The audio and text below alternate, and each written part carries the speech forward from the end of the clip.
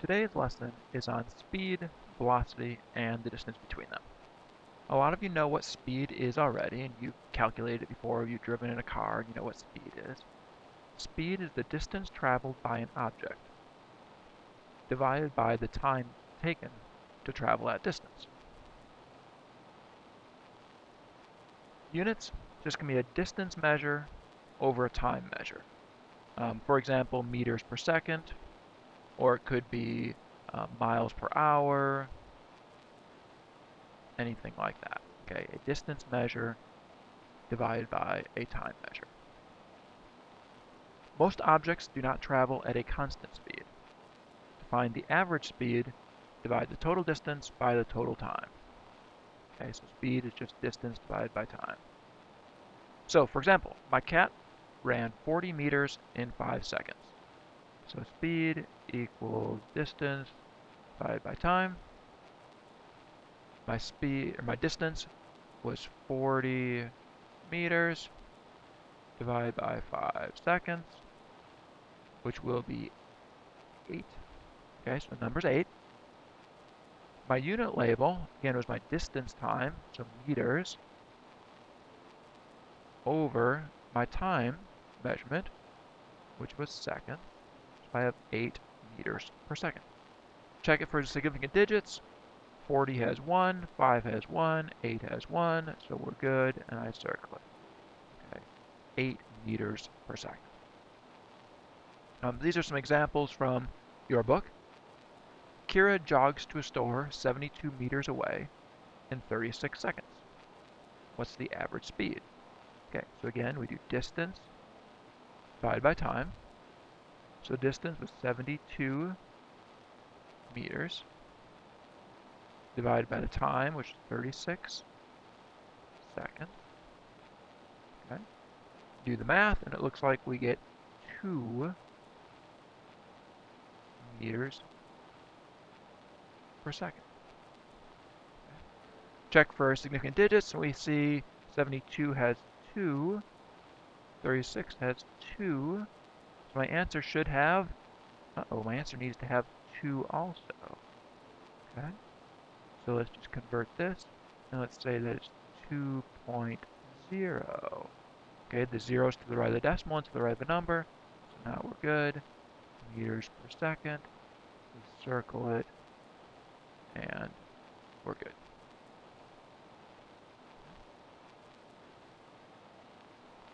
If you travel 7.5 kilometers in 1.5 hours, what's your average speed? So again, we're going to do 7.5 divided by 1.5. That will be 5. And then it was kilometers on the top and hours on the bottom. And again, I check for significant digits. I had 2 here, 2 here. My answer needs to have 2. So let's just make this 5.0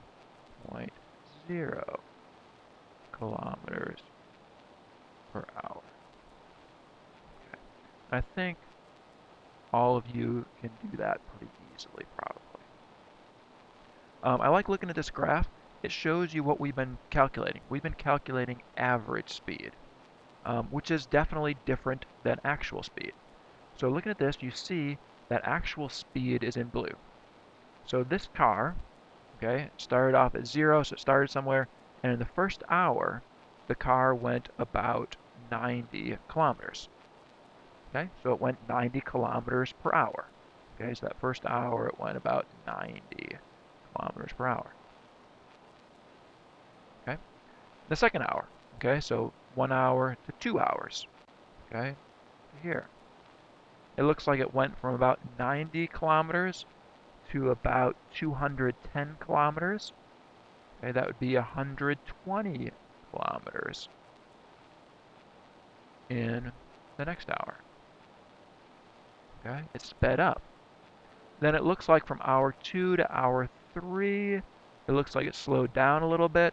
We go from about 210 to about, let's say, 300. So again, that's back down to 90 kilometers per hour. And then it slowed down even further going to the fourth hour. And if we take the whole, we take the average, the red, okay, the red line, we go from 0 to about, I don't know, 360. So 360 divided by, and it took 4 hours to do it. So the average is 90 kilometers per hour. Okay? So again, what that formula that we just did calculates the average velocity, not what it actually was doing at the different points. So it was slower, it was faster, it was slower, it was faster, but it averaged out to be 90 kilometers per hour. Imagine that two birds leave the maybe because they weren't going the same direction. Okay, and that's the key thing for velocity. For velocity, direction matters. Okay? So velocity is the speed of an object in a certain direction. Okay? So you look at the formula, and it's the same thing. Instead of a s, we have a v. Okay? Instead of speed equals distance over time, we now have velocity equals distance divided by time.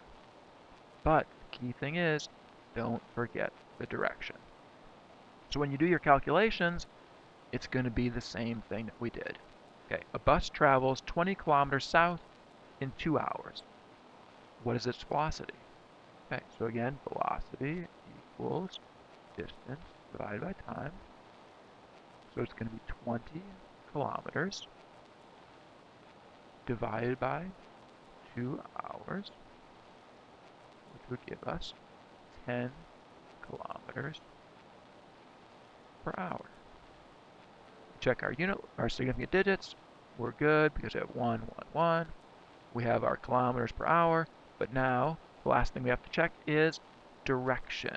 We have to have a direction. It looks like south, so I put south on here, and now I circle it. Okay. So you're going to check significant digits, check your unit label, and check for a direction. Make sure you have all three of those things. So velocity depends on both speed and direction. So velocity is constant only if both do not change. A change in either changes velocity. Okay, so a change in speed or a change in direction changes velocity. So, does the velocity of the bus change if it continues to travel at 10 kilometers per hour but turns right? The answer is going to be yes, okay, because the direction changed. Okay, the speed stayed the same, 10 kilometers per hour, but the direction changed because it turned right, so the velocity did change. Another example, President Clinton jogged 8 kilometers north in 2 hours. What was his velocity? Again, velocity equals distance divided by time. So we have 8 kilometers divided by 2 hours, which will be 4 kilometers per hour. Check our significant digits. 8 has 1, 2 has 1, 4 has 1, we're good. Check our unit label, kilometers per hour, we're good. Now I need my direction, and it says north, so I'm putting north down, and now I circle it. Okay, so he jogged with a velocity of 4 kilometers per hour north. That doesn't really tell me much. I don't know really how fast 4 kilometers per hour is. So let's convert it into meters per second, because then I'd have a better understanding of what it is. Easy way to do it, I think, is to just do your little conversion table. So King Henry died Monday, drinking chocolate milk. Okay. And we go back to my original problem. We had 8 kilometers, so I had 8 kilometers here. That would be the same as 80 hectometers, 800 hectometers, 8,000 meters. Okay. So I'm going to have 8,000 meters divided by the time. Now I need to convert 2 hours in seconds. It's going to be a lot of seconds, right? So let's figure out how many. 2 hours. Okay. First, we're going to multiply by 60 to get the minutes. Then we're going to multiply by 60 again to get the seconds. And that is, it looks like 7,200 seconds. Okay, so 2 hours is the same as 7,200 seconds. So 8,000 meters divided by 7,200 seconds. I divide that out, and it looks like the answer is 1.111 repeating meters per second. Check for significant digits. Well, 8,000 had 1, 200 had 2, so my answer can only have one significant. So at 1.1111 to 1 meter per second. And then remember action, and it's still north.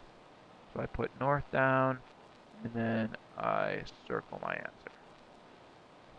And now I have a better understanding of how fast he's going. He's going 1 meter every second. He's not going very fast. Okay, so it gives me a little bit better judge of how fast he's going. Another one really quickly. The moon is 386,000 kilometers from Earth. In 1969, Apollo 11 traveled that distance in about 50 hours. What was the average velocity of Apollo 11?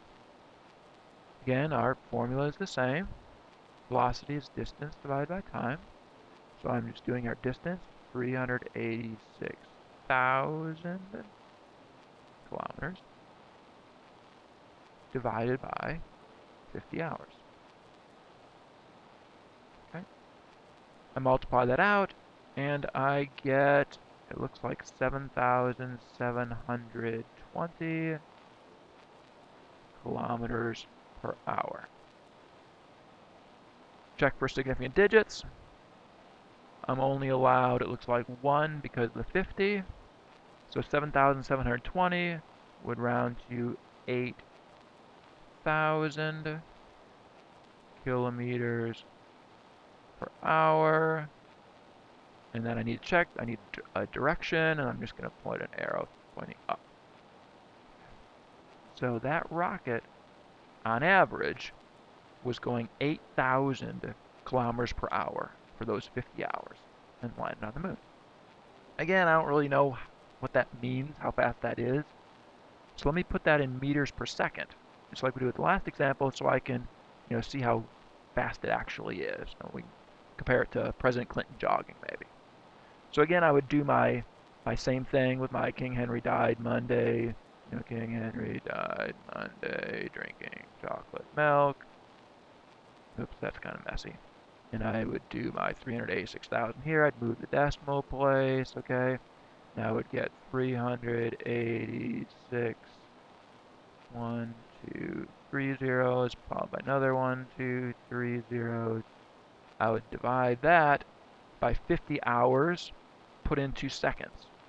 Okay, so 50 hours times 60 for minutes times 60 for seconds, and that comes to 180,000